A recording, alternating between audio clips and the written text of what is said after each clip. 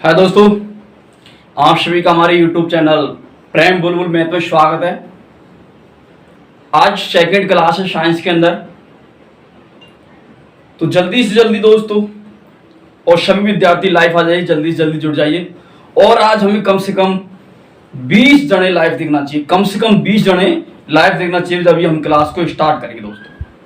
तो क्लास को स्टार्ट करने से पहले आपको एक जानकारी बता दूं कि जो हम आपको प्रतिदिन जो वीडियो अपलोड करवाएंगे, प्रतिदिन जो लाइव पढ़ा रहे हैं आपको, किसी दिन हम लाइव नहीं पढ़ाएंगे, उस दिन आपको रिकॉर्डिंग वीडियो अपलोड करवा दी जाएगी। तो ऐसा नहीं सोचिए कि आज लाइव पढ़ा दिया फिर उसी बाद में आपको लाइव नहीं पढ़ाया जाएगा। आपको किसी दिन क्या है भाई, मैं उपलब्ध नहीं हूँगा तो हम रिकॉर्ड वीडियो स्टार्ट कर देंगे। आपको पढ़ना है, कहीं से भी पढ़ो, कैसे भी पढ़ो, लेकिन पढ़ना है आप सभी को।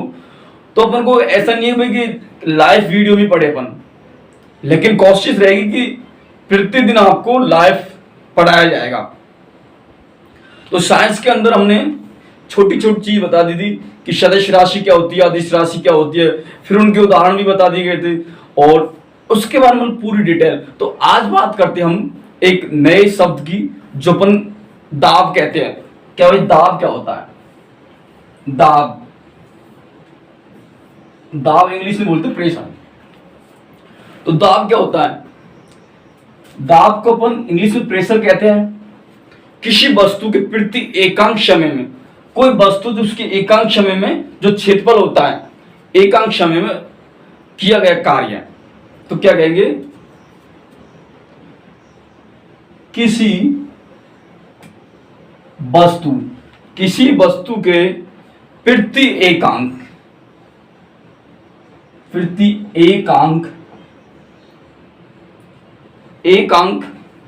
क्षेत्रफल में, एकांक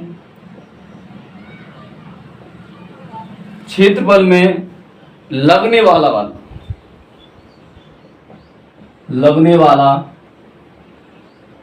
बल को क्या कहते हैं अपन? दाब कहते हैं। क्या कहते हैं? दाब। तो अब जो वैश्विक सूत्र बनेगा वो क्या बनेगा? दाब बराबर क्या बनेगा? बल बटे क्षेत्रफल। क्या बनेगा भाई? बल बटे क्षेत्रफल, बल बटे क्षेत्रफल। अब भाई विचार आओ कि जो दाब है इसका मात्रक क्या होता है? जो दोस्तों दाब का मात्रक क्या होता है भाई? बल होता है फोर्स इनटू एरिया। तो क्या कहेंगे अपन, जो बल होता है इसका बल का मात्रक क्या होता है? न्यूटन। तो क्या कहेंगे? P बराबर अपन को ऐसे भी लिख सकते हैं न्यूटन, और जो क्षेत्रफल होता है इसको क्या है मीटर में, तो ये हो गया m। तो जो मात्रक क्या हो जाएगा? न्यूटन प्रति मीटर स्क्वायर। मात्रक क्या जाएगा? न्यूटन प्रति मीटर स्क्वायर। क्या कहेंगे? न्यूटन प्रति मीटर स्क्वायर। अब स्क्वायर क्यों लगाया? क्योंकि अपन वही जो क्षेत्रफल होता है वो क्या है 2D में होता है, और जो आयतन होता है वो 3D में होता है। इसलिए आयतन के लिए अपन Q लगाते और क्षेत्रफल के लिए अपन स्क्वायर लगाते। ये क्लियर? अब मन में विचार होगा कि ये जो दाब है, दाब किस प्रकार की राशि है? सदिश राशि है फिर अदिश राशि है? तो देखो भाई, जो दाब होता है प्रेशर, ये एक प्रकार की कौन सी राशि भाई? सदिश राशि। इसमें क्या है? सदिश राशि पे होती है जो बल परिमाण के साथ साथ दिशा का भी ज्ञान करवाती है। तो ये कौन सी राशि थी? ये सदिश राशि दोस्तों, सदिश राशि। उसके बाद अपन जो एक पास्कल बराबर क्या होता है? एक पास्कल बराबर, पास्कल पी से दर्शाते, एक पास्कल बराबर होता है एक न्यूटन प्रति मीटर स्क्वायर होता है। एक पास्कल बराबर 1 मीटर प्रति न्यूटन स्क्वायर होता है। ये अपन ने दाब की बात करी। मैं उम्मीद करता हूं सभी विद्यार्थियों को अच्छी तरह समझ में आया होगा। और अभी भाई 5 ही आए हैं, 5 कैंडिडेट देख रहे, तो 20 करो, जल्दी से जल्दी इसको 20 करो। ठीक है भाई, एक बार फिर बता देता आपको कि दाब क्या होता है? किसी वस्तु की प्रति एकांक क्षेत्रफल में लगने वाला बल, प्रति एकांक क्षेत्रफल में लगने वाला प्रति एकांक क्षेत्रफल में लगने वाला बल को अपन क्या कहते हैं? दाब कहते हैं। तो दाब बराबर क्या हो गया? बल बटे क्षेत्रफल। तो क्या प्रेशर को हम इंग्लिश में P से दर्शाते, और जो बल होता है फोर्स न्यूटन से, इसका मात्रक होता है N/m। तो क्या हुआ भाई, जो मात्रक हुआ वो क्या हुआ, न्यूटन प्रति मीटर उपचार, और जो राशि हुई वो सदिश प्रकार की राशि है। इस प्रकार से अपन इसको कंप्लीट किया। अब बात करते हैं आगे, जो त्वरण होता है, त्वरण किस प्रकार की राशि भाई, जल्दी जल्दी भाई इस वीडियो को एक बार शेयर कर दीजिए सभी विद्यार्थी। और कल की क्लास आपको कैसी भी लगी कमेंट करके बताइए, और आज की लास्ट में आप सभी विद्यार्थी कमेंट करके बताइए कि आपको क्लास कैसी लगी। कमेंट करके सभी विद्यार्थी बता दीजिए, जिससे हमें भी एनर्जी मिलेगी भाई, हम जो हम आपको पढ़ा रहे हैं वो अच्छा पढ़ा रहे हैं या फिर कुछ कमी है, किसी भी प्रकार की आपको लगती है, कमी लगती है, कुछ भी लगता है तो हम कमेंट बॉक्स में आप कर सकते हैं दोस्तों। अब बात करते हैं त्वरण। त्वरण त्वरण क्या होता है भाई, किसी वस्तु के वेग में परिवर्तन की दर, किसी वस्तु के वेग में परिवर्तन की दर को अपन क्या कहते हैं, त्वरण कहते हैं। क्या भाई, किसी वस्तु के वेग में परिवर्तन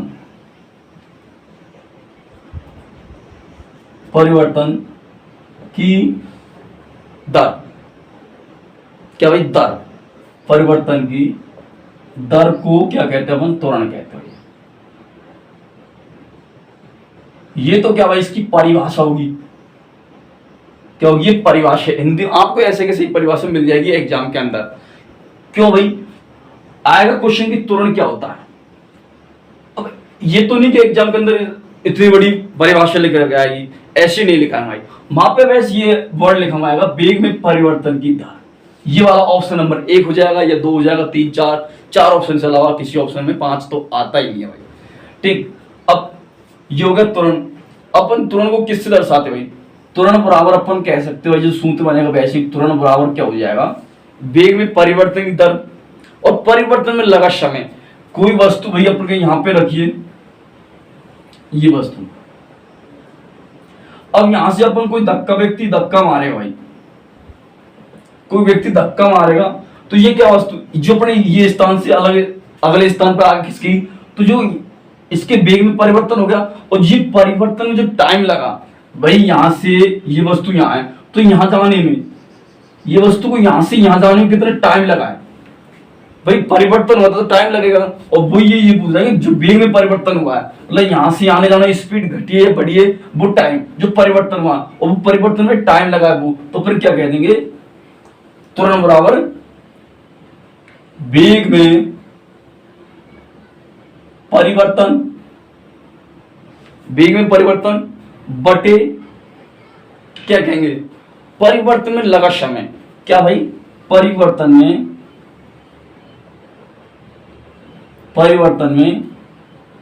लगा समय, ये हो गया परिवर्तन में लगा समय। क्योंकि एक वस्तु, कोई व्यक्ति धक्का मार रहा है तो एक स्थान से दूसरे स्थान पर जाएगी तो वेग में परिवर्तन होगा, और जब एक स्थान से दूसरे स्थान पर जाएगी वही समय तो लगेगा, तो वही कह रहा है कि जो परिवर्तन में जो समय लगा, तो ये हो गया वेग में परिवर्तन बटे परिवर्तन में लगा समय। तो अपन क्या कहते, त्वरण को तो अपन ए से दर्शाते भाई, आपको सभी को पता है। और जो बी बराबर यू बटे टी क्या भाई, टाइम। तो ये जो सूत्र निकल के आया, क्या निकल के आया अपन को, बस ए बराबर बी बटे यू बटे टी हो गया, बी माइनस यू। अब बी क्या भाई, बी यू और टी तीनों का मतलब बताते हैं। बी बराबर होता है त्वरण, जो वेग है प्रारंभिक वेग, त्वरण में जो परिवर्तन हुआ है, तो बी बराबर तो क्या हो गया, परिवर्तन जो वेग कहते हैं अपन, और यू बराबर होता है जो प्रारंभिक वेग था, शुरू में क्या था और लास्ट में क्या था भाई। यहां से जो वस्तु थी, माना कि इसका 1 था और यहां जाने पर 2 हो गया, तो परिवर्तन हुआ है, तो ये कह रहा है, तो ये तो हो गया भाई अंतिम वेग, और ये क्या गया, प्रारंभिक वेग।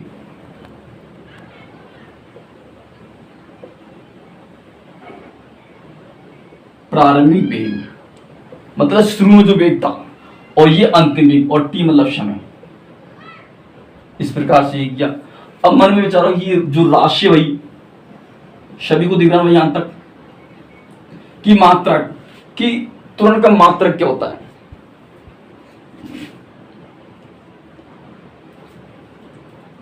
कि त्वरण का मात्रक क्या होता है। त्वरण का जो मात्रक होता है, वेग में परिवर्तन दर, और मैंने वेग आपको बताया कि वेग क्या होता है। जो वेग होता है उसको वेग, और वेग का जो मात्रक होता है वो क्या होता है, मीटर प्रति सेकंड होता है, मीटर प्रति सेकंड। तो अपन क्या करेंगे, यहाँ पे मीटर प्रति सेकंड कर देंगे, और फिर ये क्या हो जाएगा, टी को अपन एस से दर्शाते हैं भाई, टी समय हो गया, टी मिनट में, मिनट को सेकंड में करेंगे, सेकंड को अपन एस से दर्शाते हैं। अब क्या हो जाएगा, मीटर प्रति सेकंड स्क्वायर हो जाएगा, मीटर प्रति सेकंड स्क्वायर इसका क्या भाई, मात्रक है। किसका, त्वरण का मात्रक मीटर प्रति सेकंड होता है भाई। इस प्रकार से अपन को निकालना है। अब पूछ रहे कि जो राशि है कि त्वरण किस प्रकार की राशि है, मैंने आपको बताया कि त्वरण किस प्रकार की राशि, ये दोस्तों आप कमेंट करके बताइए। तो भाई कौन सी राशि है त्वरण, कौन सी राशि, सदिश राशि है, ये सदिश राशि है त्वरण। इस प्रकार से अपन ने वेग, दाब, चाल और दूरी ये सब कंप्लीट करवाए। तो मैं उम्मीद करूँ सभी के ये त्वरण वाली ये अच्छी तरह से समझ में आ गई दोस्तों। अब आगे बात करते हैं भाई कौन सी, जो गति के न्यूटन के नियम थे, तीनों नियमों के ऊपर हम चर्चा करते। बहुत अच्छे नियम तीनों आपको ये पढ़ने हैं। तो स्टार्ट करते हैं नियम कि एग्जाम के अंदर किस तरीका से ये नियम में से क्वेश्चन पुट अप होता है, वो क्वेश्चन अपन को, वो तरीका अपन को बताना है दोस्तों। क्या भाई, न्यूटन के नियम, कहीं कभी न्यूटन की गति के नियम भी आते हैं, तो न्यूटन की गति का नियम भी कहते सकते हैं।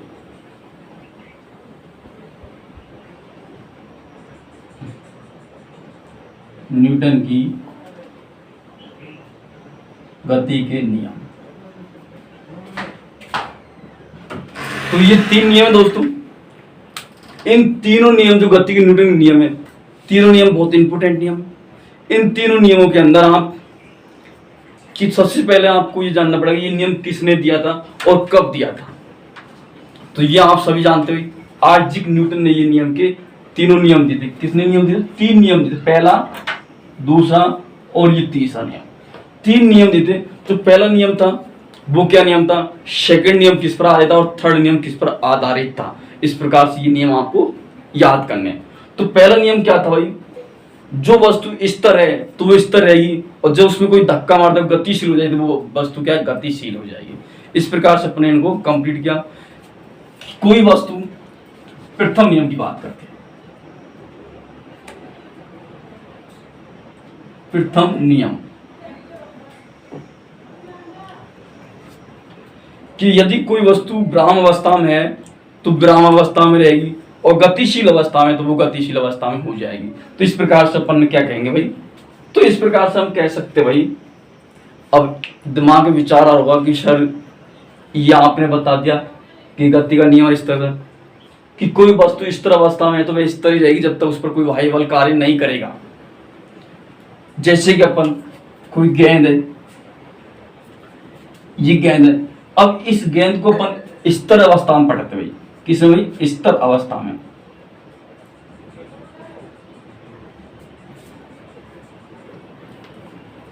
ये गेंद स्थिर अवस्था में, यदि इसको हम देखेंगे तो इसमें कोई परिवर्तन नहीं, लेकिन अपन इसमें कोई वही हाथ लगा देंगे या फिर हाथ से धक्का लगा देंगे, मतलब कोई बाह्य बल, बल मतलब तो फोर्स, अपन कोई इसमें धक्का लगाएंगे तो ये क्या गति करेगी। तो क्या हुआ, फिर गति करेगी तो वो डटेगी नहीं, गति करती रहेगी। तो अपन क्या करेंगे, जब कोई वस्तु पर कोई गतिशील है तो वो गतिशील अवस्था में ही रहेगी जब तक उस पर कोई बात, और स्थिर अवस्था में है तो स्थिर अवस्था में रहेगी जब तक उस पर हम कोई बाह्य बल कार्य नहीं करेगा। ठीक है, अब बात करते हैं सेकंड नियम की।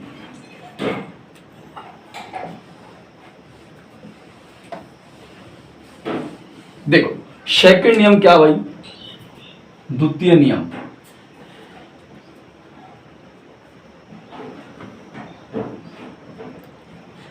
द्वितीय नियम में क्या होता है, किसी वस्तु के वेग उसके द्रव्यमान एवं वर्ग के गुणनफल होता है। क्या कहते हैं, किसी वस्तु के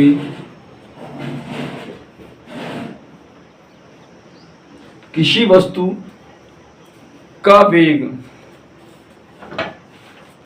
किसी वस्तु का संवेग उसके द्रव्यमान एवं वेग के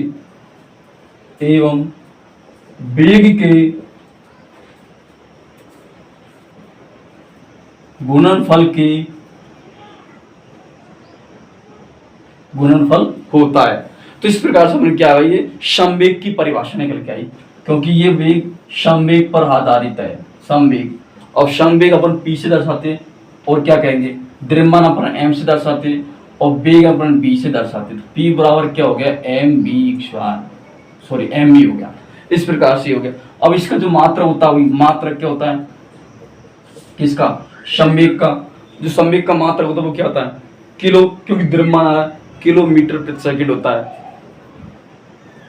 किलोमीटर प्रति सेकंड होता है। अब ये किस प्रकार की राशि है भाई, राशि तो आपको बताया कि सदिश राशि, और सदिश राशि वह होती है जिसमें परिमाण की सदिश का भी ज्ञान होता है, वो क्या होती है, सदिश राशि होती है दोस्तों। अब इसको अपन जो सेकंड नियम है, इसको इस तरीका से अपन को संवेग पर आधारित है। अब इसमें भी क्या वक्र है भाई, इसको सिद्ध करें तो बहुत बड़े नियम है। तो अब आगे तीसरा नियम, और तीसरा नियम आप सब जानते हो भाई क्या नियम है। तीसरा नियम क्रिया और प्रतिक्रिया का नियम है। इसको आप सभी जानते हो, क्रिया और प्रतिक्रिया करेंगे कैसी होती है, कि प्रत्येक दिशा में किया गया कार्य समान होता है, लेकिन परंतु वो विपरीत दिशा में करता कार्य। जैसे कि भाई तीसरा नियम का हम छोटी सी डिटेल बताते हैं। तीसरा नियम, कोई कार्य इधर से व्यक्ति कर रहा है, ये 5 न्यूटन प्रति मीटर की रफ्तार से, और ये भी वही कार्य कर रहा है 5 न्यूटन प्रति मीटर की रफ्तार से। तो क्या इनका जो कार्य होता है वो क्या है, ये करेगा तो ये भी करेगा, तो क्या समान होता है, क्या होता है, समान होता है। क्रिया प्रतिक्रिया का संबंध ये तीसरा नियम आपको क्रिया एवं प्रतिक्रिया पर क्या भाई, ये आधारित है। क्रिया प्रतिक्रिया पर ये नियम आधारित है। कुछ नहीं करना आपको, इस प्रकार से आपको पढ़ना है कि तीसरा नियम किस पर आधारित, क्रिया और प्रतिक्रिया पर आधारित। 3 नियम मैंने छोटे छोटे आपको बताए। अब इनके बारे में हम क्वेश्चन भी डिटेल से पढ़ेंगे बाद में, पहले हम बेसिक चीज पढ़ लेते हैं। अब बात करते हैं घनत्व क्या होता है।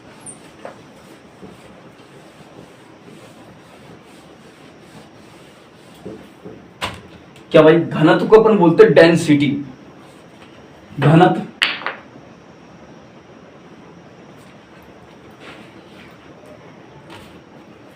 किसी पदार्थ के एकांक आयतन का द्रव्यमान होता है। कोई क्या कहेंगे अपन, किसी पदार्थ के एकांक आयतन का द्रव्यमान।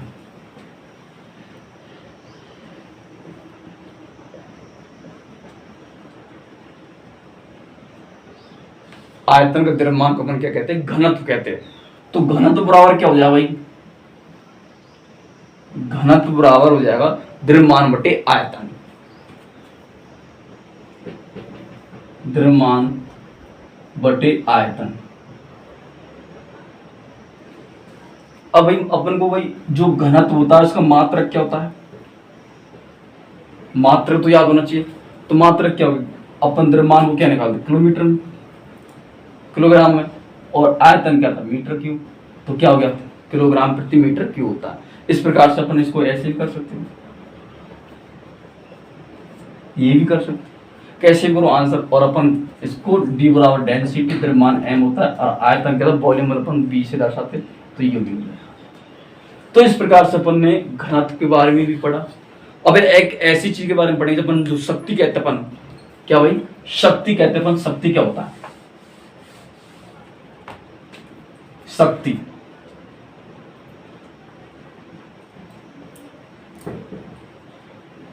शक्ति बोलते पावर। ये क्या होता है, शब्द बताइए, शक्ति क्या होता है,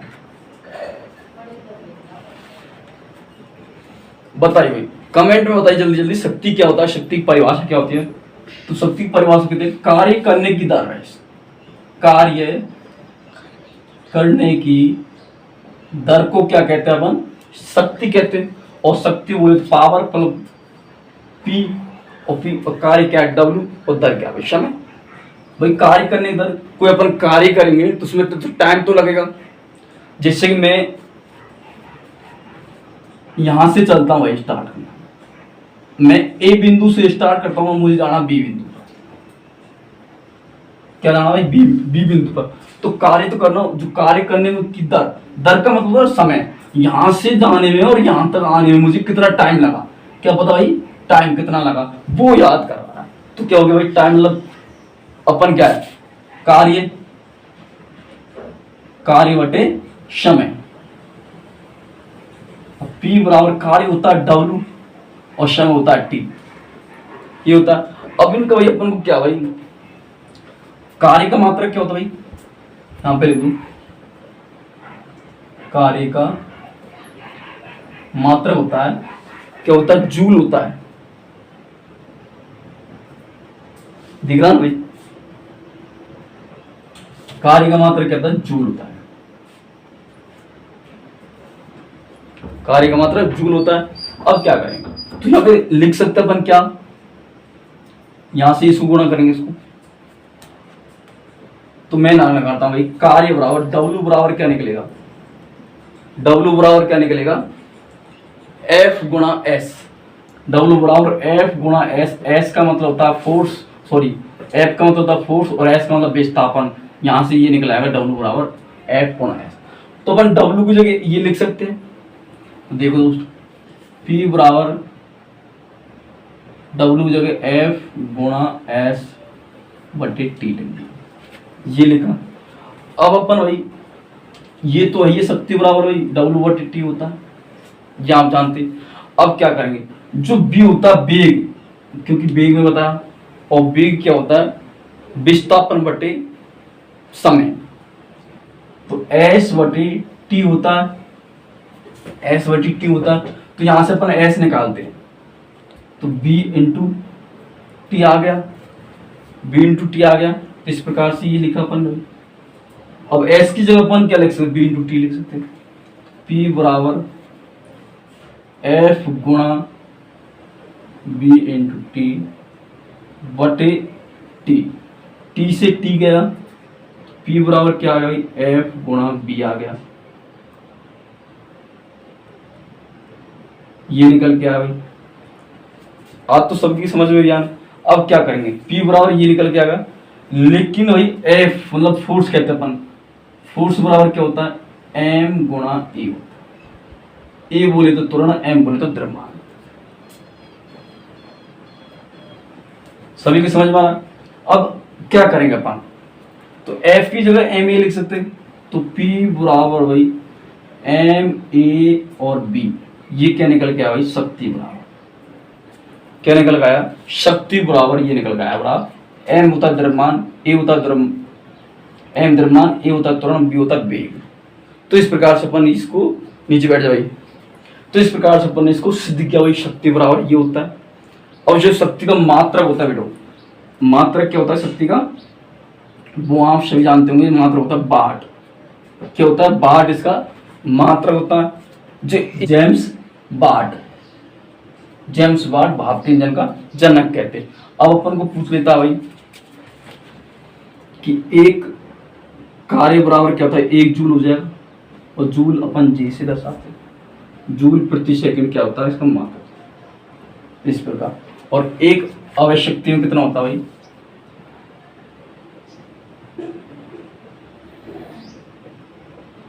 शक्ति बराबर कितना होता है, 746 वाट। इस प्रकार से हम इसको सिद्ध करते। मैं उम्मीद करता हूँ सभी विद्यार्थियों को ये अच्छी तरह समझ में आया होगा।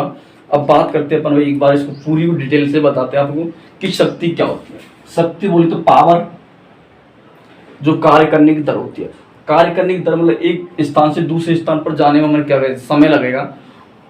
तो समय लगेगा तो क्या हो गया, P बराबर कार्य बटे समय।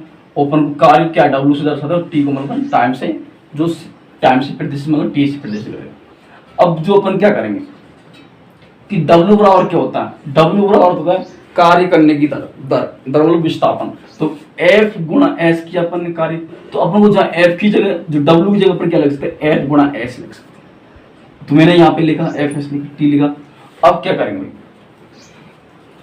तो वेग होता है एस बटे टी, मतलब विस्थापन में परिवर्तन दर एस बटे टी। तो यहां से मैंने एस निकाला, बी इंटू टी निकाला, ये निकाला। और फोर्स मतलब बल बराबर क्या था, एम ई, मतलब त्वरण में द्रव्यमान बराबर होता है एफ बराबर एम ए होता है। तो जहां जहां अपन को मान निकाल लिया, जहां अपन को एस और एफ दिखता है, अपन ये लिख सकते हैं। तो देखो भाई, यहाँ मैंने एफ की जगह एम ई लिखा, कहीं कर रहा हूं।